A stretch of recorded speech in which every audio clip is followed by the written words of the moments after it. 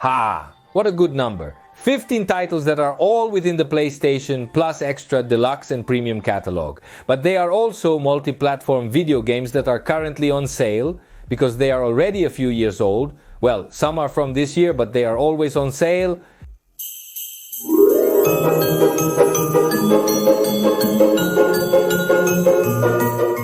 The goal of this video is simple. During Christmas, no new games come out. After December 10th, companies stop publishing video games. And it's an ideal time of the year to sit down and play a title that we totally missed at the time. But it's a time of the year when we need titles that we can finish in a couple of days, not gigantic 3-month titles because we don't have that much time. Adult life. With this concept, I made this video games from Plus Extra Premium. That can be finished in about 20 hours, 15 hours, 10 hours. That are not the most popular. It's not Spider-Man, God of War and all that you already know, and that are also on all platforms. So if you don't have PlayStation or you don't have Plus subscribed, but if you're interested in one of these games, you get it, it's cheap, they're on all platforms, I invite you to subscribe to serve yourself a little glass of punch. Cut the nougat, the panettone, prepare your snack there, and get ready to enjoy. Of someone talking to you about video games? Because that's what I'm going to do. For the next few minutes, I'll talk a lot about video games. Random video games, which is no small thing. Let's get started. The first one I'm going to recommend today is Cult of the Lamb, the game. The one of the Satanic Reborn Lamb. One of the best games that Devolver Digital has published in recent years. In this game, you embody a very innocent lamb, very cute, who is condemned to death and sacrificed by a cult, but after being killed by the cult is revived by a sinister, seemingly evil god who tells him that in exchange for reviving him, in exchange for saving him and giving him back his life, this lamb has to form a cult in his honor and worship this evil god. And also gives him powers and sends him to eliminate other gods that are out there. This is the premise of Cult of the Lamb, a beautiful video game that at times seems to be some kind of spin-off episode of Gravity Falls or something like that. The title is played by pushing buttons, hitting, dodging, slashing, releasing magic, and clearing different consecutive levels of enemies until you reach the boss, eliminate him, and so on and so forth. In essence, the game is a roguelike, meaning that all its levels occur in an almost random way. But in addition to being a roguelike, the game has a certain base management component, as we have to manage an entire cult, which makes it very interesting because we have a base to return to, some anthropomorphic, monstrous wild animals that we go recruiting as our adventure progresses, and the whole gameplay of management, base, and other things that add variety to the title. The resources to build our city, or rather our cult, we are going to get them in our incursions into the forest, where we are killing creatures, we are getting materials, experience, and other things, and where we make the story progress.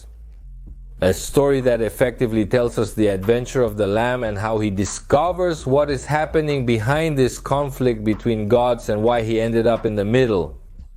In the middle of all this, random activities, incredibly random, very fun, and characters very particular, very picturesque. It's a great game, and it came out a couple of years ago, so you can find it on offer in any store if you wanted to buy it, and it's right now in the PlayStation Plus Extra Deluxe and Premium catalog. And it also has local cooperative for up to 2 players. You're trapped in an endless cycle of going out to fish, getting the fish or fishes you can find in the sea, taking them to the local store and selling them or trading them for items or money. That's what you do every day of your life. And you're condemned to do this because your own boat crashed against some cliffs and they're repairing it and you have to pay for those repairs. That's the initial premise of Dredge. A game that puts us in the skin of a fisherman who is paying off a debt to a mysterious, forgotten town in the middle of the sea. The thing is that in the waters of this place, all kinds of very strange mutant and supernatural fish are caught. And at night, this place becomes a real hell, and even the hallucinations of things that are not there torment us. Dredge is a fishing game, but in addition to being a fishing game, it's an exploration game. It's a game that tells a very interesting story and an almost Lovecraftian adventure about a place that's forgotten in the middle of the sea and where very murky things happen. Essentially, the game is played by going out to fish with your little boat, living a cycle of day and night in which during the day things are quite normal and you fish traditional fish, and during the night things get much murkier. You have to rescue objects from the bottom of the sea, you have to improve your little boat, you have to catch increasingly rare fish, and you have to discover the story behind this murky and dark set of islands that unfortunately will be your home until you can repair your boat and get out of here. Dredge is a brilliant game which looks spectacular and also has one of those features that we don't see every day in gaming, and that is it lasts as long as it has to last and no more. Dredge is a game of about 10 or 12 hours at most. That is, it is an ideal game for these holiday times because you can start and finish it in a week without too much effort. It has a compelling story, it has no filler, you won't get bored with unnecessary dialogues, and you will discover many very interesting characters. The story, the fishing mechanics, the day and night cycle, the characters you meet, everything is very polished and put in its place. Excellent video game. And although it may seem like a joke, we go from a fishing game to another fishing game and another excellent title. This is Dave the Diver, which has several similarities with the previous game because it's a game in which the main mechanic is exploration and the secondary one is also fishing, but it also complements with many activities. Very crazy Dave the Diver tells us the story of Dave, so a deep sea diver who works in a sushi restaurant and works as a fisherman. He dives into the depths of a trench that changes every day and seeks to discover the secrets that this trench hides. And the fish he finds down there are used in a sushi restaurant, of which he is also a part because he is also a waiter. In some way, they exploit the poor guy a lot. Dave the Diver is a roguelike game because every time you dive into the depths of the ocean changes, the trench you dive into changes, and the routes you take are always different, which adds a lot of variety and freshness to the title. You dive in, fish, pick up what you can. You try not to get killed or mortally wounded before you leave, because if not, you lose all the fish. You participate in very random activities. You return to the surface, develop different sushi recipes, and make money. The initial premise of Dave the Diver is quite simple and easy to approach. You go fishing, get the fish to make recipes, to sell sushi, to make money, to buy equipment, to go deeper, to sell more sushi, to make more money. But as you get into this gameplay cycle, which can become perhaps a bit repetitive, or at least it sounds repetitive, as you delve into this mechanic, new characters start to appear and new situations start to arise that make the story progress through completely unexpected places as you dive in over and over again. Highly recommended. It's in the PlayStation Plus, Extra Deluxe and Premium catalog. It's one of the best games of last year and it's going to give you about 20-25 hours of gameplay. It's quite long. The next thing I want to recommend is perhaps a bit harder to see. It's a quite different title, to put it kindly. This is Animal World, and it's one of the most original proposals you're going to find in the PlayStation Plus Extra catalog, Deluxe and Premium. The title is essentially a Metroidvania, that is, a game that requires you to have patience and to be predisposed to exploration, to go back and forth many times to the same place, to solve puzzles, to have a certain level of memory, because if you don't remember very well where you passed, the game tends to be quite demanding and above all requires quite a few hands, because it is a title that is already quite difficult. The game tells us the story of this potato with legs that doesn't even have a name, who is in this surreal psychotropic world. We don't know why it exists because the game doesn't explain anything to you. And we, embodying this potato, have to solve the different puzzles and platforming challenges in order to advance throughout this map. With what goal? With what motivation? With what argument? None. It's a very old school video game in this sense. It's a title, it puts the clear rules in your face. You don't hit, you don't shoot. All you do is jump, dodge, and use some skills, that's it. You have to finish it like this. Animal World should last about 12 hours or so, depending on your style of play and how awake you are to remember the map, or rather to remember where you were going when you were going somewhere, because that's one of the things that usually happens in Metroidvanias. Not remembering well where you were going or what you were doing the last time you played. Well, if you have a good memory, you're awake, you like titles that propose a challenge, and you're tired of games that hold your hand from place A to place B, that explain everything you have to do, that everything has a plot, that everything has an explanation, and you want something a little more old school, a title that starts already. Well, Animal World is gonna like you, it's gonna challenge you, it's gonna entertain you, and you're going to find something that feels a little old, but at the same time is fresh for being a little old. It's in the catalog of Plus, Extra, Lux, and Premium. If you have the service, I suggest trying it, especially if you enjoy Metroidvanias. To make this video, I tried to find short video games that are not eternal or very long.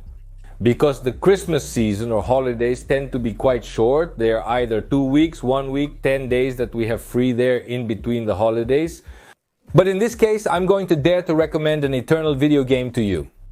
Just for the fact that it's a game that can be very short if you want to play it quickly. Or it can truly be eternal if you want to discover all its secrets. This is Forager. It's a video game with a super simple premise. You're a snow white bastard, bald, without any expression, who has a beak, a shovel, a sword, and some tools. And you have to collect elements, materials from the environment to build and craft other elements and materials from the environment to progress through the story that is unlocked as we buy islands. We buy islands because we start with a single square island, which is our main island, and then we buy the ones around it, and every time we buy an island, a new part of the story is unlocked. The game that seems to be super simple and have no story hides many secrets. It hides a difficulty curve in puzzles that I haven't seen in a long time. There really are puzzles that will force you to go on the internet to look up how to solve them. It's a very simple game, but extremely addictive. And it's one of those titles that's great for those moments when you don't want to think too much. And you just want to craft and gather resources. Because as much as the game demands a lot with some puzzles, it also gives you moments where you can do nothing. Just gather little stones to build a better forge to develop some technology. Or create iron ingots or anything like that. By the way, it has a technology system and a very interesting skill tree. The game is very well developed and very well thought out. It can easily take you 5 hours, 10 hours, 15 hours, 20 hours, 100, depending on how far you want to go. It's on all platforms, but like all the games in this video, it's on PlayStation Plus Extra, Deluxe, and Premium. I know I can be very heavy at times with this game, as I have already recommended it many times, but I'm not going to get tired of recommending it. And I'm going to keep telling you to play it. This is Immortals Fenyx Rising. It's a Ubisoft game that draws heavily from Zelda Breath of the Wild or Theors of the Kingdom or all those little cells. A title that will put us in the skin of a warrior who has to live an epic adventure to help establish peace among different deities, among different Roman gods. In a fantasy world full of creatures inspired by Roman mythology. Well, actually in Greek mythology. I always get confused between Greek and Roman mythology. They are the same deities with different names. The title is an open world game with a lot of exploration, with very fun characters, with puzzles, with a wide variety of enemies, with weapons to acquire, places to explore, points to reach. Lots of things to do as we go on our way to solve the story of our hero and how he is going to deal with a conflict between gods. that is happening right now that I'm not going to tell you what it is. Because if I don't, I'll ruin the story. We'll go through many different places, platforming levels, dungeons full of enemies, massive bosses, and many different places to explore. All of this in the context of a very well carried out story, very fun, and with a very intelligent sense of humor. It's one of those Ubisoft games that doesn't seem to be a Ubisoft game, and that is really worth trying, especially if you're looking for an open world adventure that breaks a bit from the norm. Here we are also facing a title that is perhaps a bit longer, about 20 or 25 hours, depending on your playstyle, and whether you're going to play the DLCs or not. Because like all good Ubisoft games, it has DLCs. Beyond the duration of the game, it's a title that allows you to get in, play a bit, and get out. Without the need for you to have long gaming sessions or have to play for 2 or 3 hours. You can play for a while, you can go kill a boss there, an enemy, do a little farming, and that's it. I think it's a relaxed game. Ideal for these holidays and ideal to try within the PlayStation Plus catalog. If you like it or want to get it or buy it on another console or platform, it's always heavily discounted. So if you see it and you like this, then take advantage of it. This is another game that those who know me, those who are longtime subscribers here on the channel, know that I love it. Because it's a game that I'm messing around with. All the time. That you have to try it, that you have to play it, that you have to discover what's really good. I know it's a card game and not everyone likes card games, but it's a very interesting title. This is Inscription, a game that, yes, initially its main mechanic are the cards in a very simple beast combat card game, which sets very basic confrontation rules, which are easy to understand for anyone regardless of their interest in card games. But then as the game progresses, as the story of the title begins to unfold, the gameplay begins to mutate. The cards remain, but other puzzle elements start to be added, a small amount of exploration, perhaps some mechanics quite different from what would be a basic card game. I prefer not to talk or share too much. Because anything I tell you about this game spoils the story, and actually the story is the main reason why you would play this title and you would learn its rules and everything else. The title has one of the most impressive plot twists I've ever experienced in the history of video games. There's a moment when things completely transform, change for the worse, and the story becomes something totally surreal. It's one of those video games that you're truly excited to say you played, that you were able to beat and that you finished. And you're looking for someone who has played it to share what you felt or convince a friend to play it.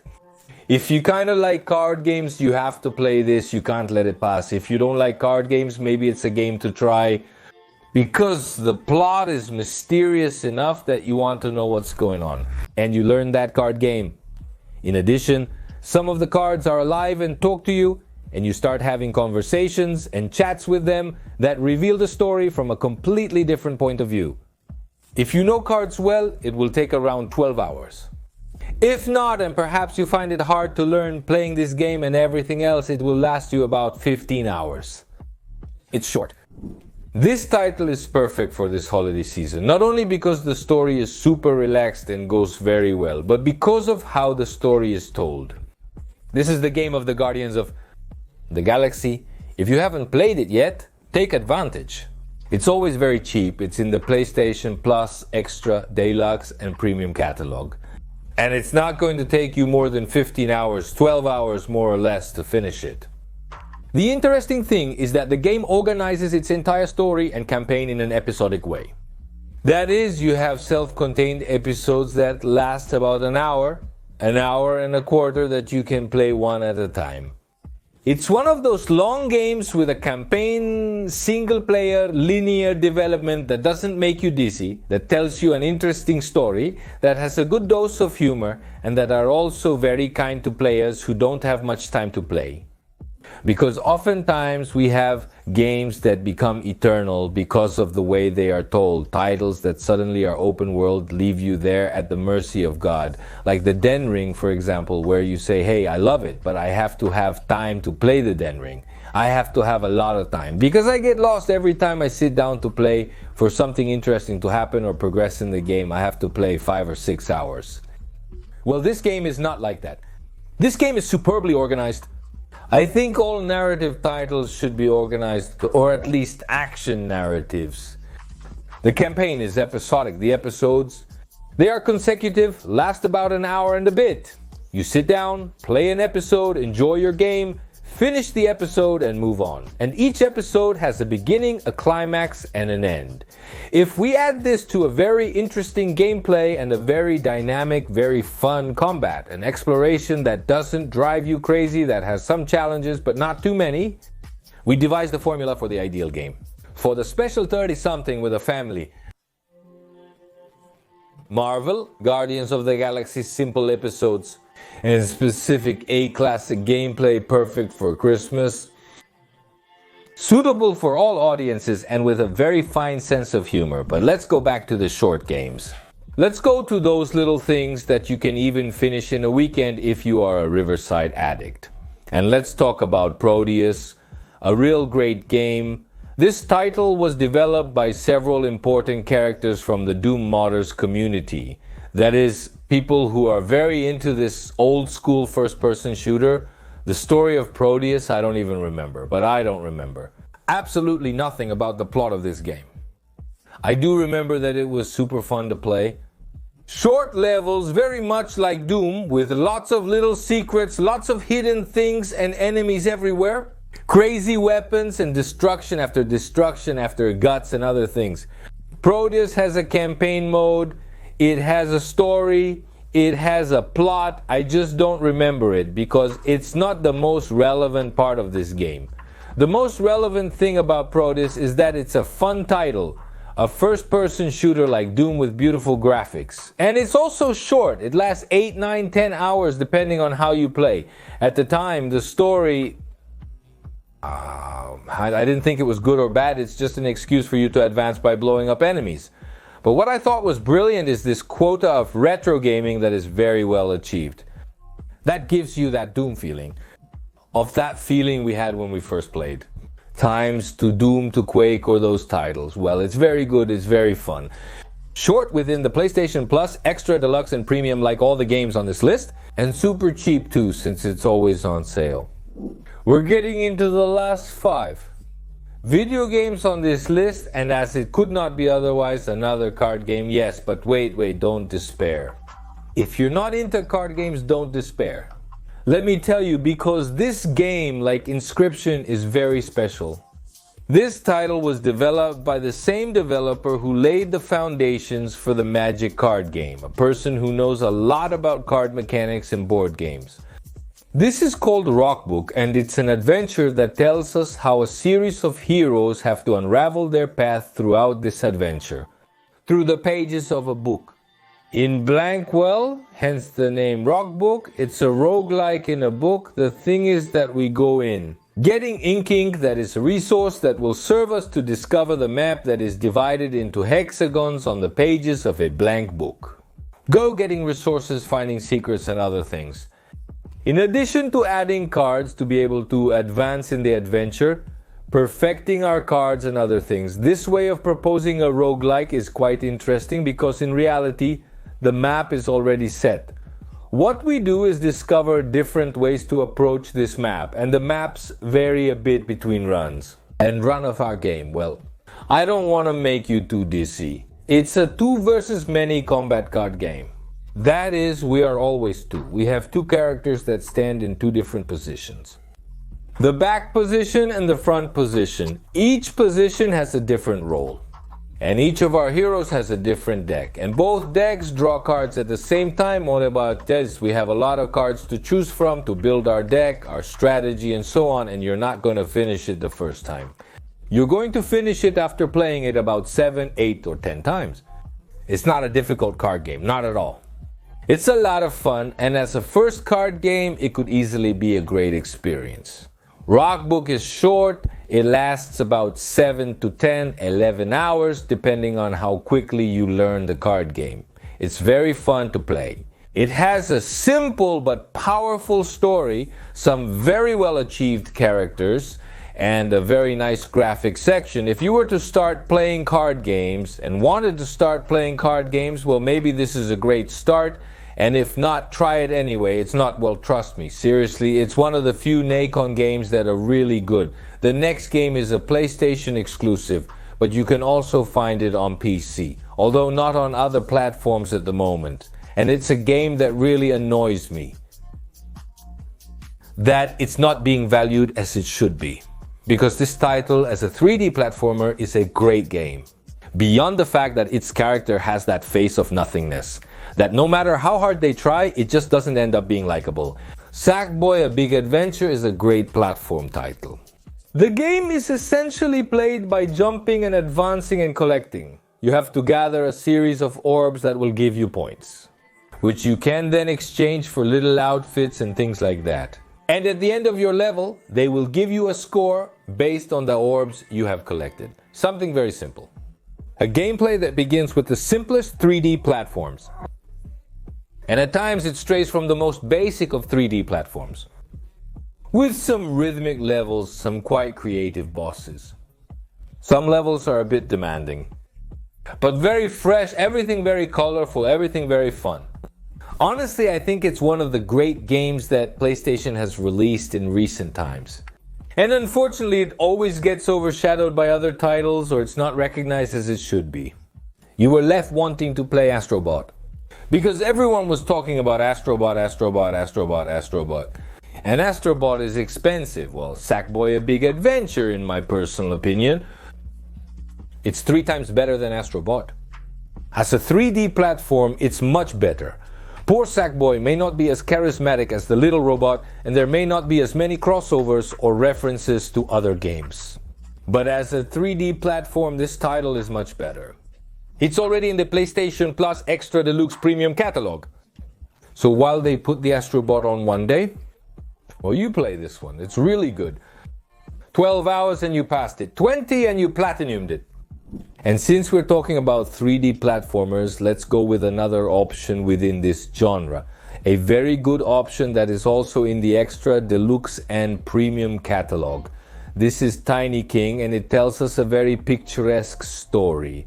The story of a little boy who one day returns to planet Earth because he is like a kind of space traveler and discovers that he is much smaller than what he remembered. Or maybe things got bigger. Well, at first we don't know very well, but we do know that something changed. And now we are tiny. And also the world, our room, our house, our room, the whole place where we lived is full of very tiny creatures that follow us everywhere and that we are going to use to interact with the world. Yes, it owes a lot to Pikmin and all that Nintendo story of, but in a very original way. And if you don't have a Nintendo, then maybe this is an option to play something in the style of Pikmin. Because it's not exactly a Pikmin, it's something similar. The title is played by jumping, exploring, interacting with these little insects that now live in our home, and discovering certain items and elements that we will need to accomplish our main mission, which I'm not going to reveal to you so that you can discover the game. What I will tell you is that it's very original, it's very fun, it's very relaxed. It has its share of difficulty in finding all these little aliens and those things, but it's not a game that's going to drive you crazy. Like all good 3D platforms, it has its share of difficulty in discovering its secrets. Tinykin is a gem, it looks beautiful, it's very fun to play, and it's also a game suitable for all audiences, and it's not bad for these holidays. Maybe you have the family at home or you're with the family, and since we're talking about family, let's close the video with 2 titles that are ideal for playing in local cooperative or cooperative with the family, even those who are next to you. They're not taking the controller because sometimes it happens. We have Shredder's Revenge, one of the best Teenage Mutant Ninja Turtles games that has ever existed. I dare to say this, a very old school but modern title, updated with a campaign organized in very specific levels across a very clear map. One of those maps where you know where to go to continue with the story or where to go to deviate from the main story. The game follows the Teenage Mutant Ninja Turtles, Ariel, and some other extra character. In their adventure to fight against the rest of the mutants, the typical thing of the Ninja Turtles. The wonderful thing about this game is that it does it in such a typical way that it feels fresh and respectful to the legacy of the Turtles. It has cooperative play for up to 4 players, but it also has online cooperative play, obviously. But it also has online cross-play cooperative with phones. And one of the advantages this title has is that it's available in the Netflix catalog on mobile phones. That is, the catalog of games that you find at the very bottom of the Netflix application. Well, this game is there. So you can play with the rest of your family even if you don't have 4 joysticks. As long as 2 people have phones and joysticks. You've done it, you've set it up, the game is simple, it has different levels of difficulty and is accessible to everyone. They are the Ninja Turtles, they are distributing to all sides, hitting with sticks, swords and more. There is nothing more fun. And you can finish the campaign in 3 hours if you're more or less handy. Then the fun is to play it several times because it has several endings, some secret things and some DLCs. But you finish it in a weekend if you want, it's special. And I want to close today's video with the most unexpected title in the world. A title that probably no one will ever recommend to you. But I'm going to recommend it because it's one of those must-see things. A title Goose game. A game that is played in such an absurdly simple way, but it hides such a rich and entertaining story that you're going to be surprised when you find yourself playing this game. And you say, I'm playing like a goose doing silly things. What am I doing? Why am I doing this? You're doing it because it's interesting. Because it's a good game. Because it's well made. In this game, we follow the story of a goose. A messed up, bad person goose. That all it does is mess up the life of the inhabitants of a small village that, I think it's British. Hiding things from them, stealing things from them, ruining their day. To the poor old people, ladies and children. Stealing the mail, doing all sorts of things. The thing is, this goose has a reason for doing all this. It has a very dark and murky motivation, which I'm not gonna tell you. The funny thing about all this is discovering it. Look at him there throwing the mail into the river. Son of a gun. You can squawk, you can peck, and you can grab things. You can also play cooperatively, up to 2, this was added recently. And it makes the title have much greater value. The title starts with 2 geese in a park and a to-do list. A list of very simple goals that you have to achieve. Like stealing something from the gardener, or bothering a lady, or knocking on someone's door, or doing things like that as you start to progress. They start to release hidden objectives to you. Secret things that you have to be doing. And you go around the whole city and meet different characters. And the list of goals you have keeps expanding, and there are more and more. These goals are set for a reason. Very simple. They are the ones that move the story forward. A story that is not told with cinematics, nor with texts, much less. But it is told with actions. It's almost like watching an episode of The Three Stooges or Benny Hill or something like that. Speaking of The Three Stooges or Benny Hill or things like that, I'm already revealing my age, aren't I? You're young, huh? You're very young. A title Goose game is a must-see.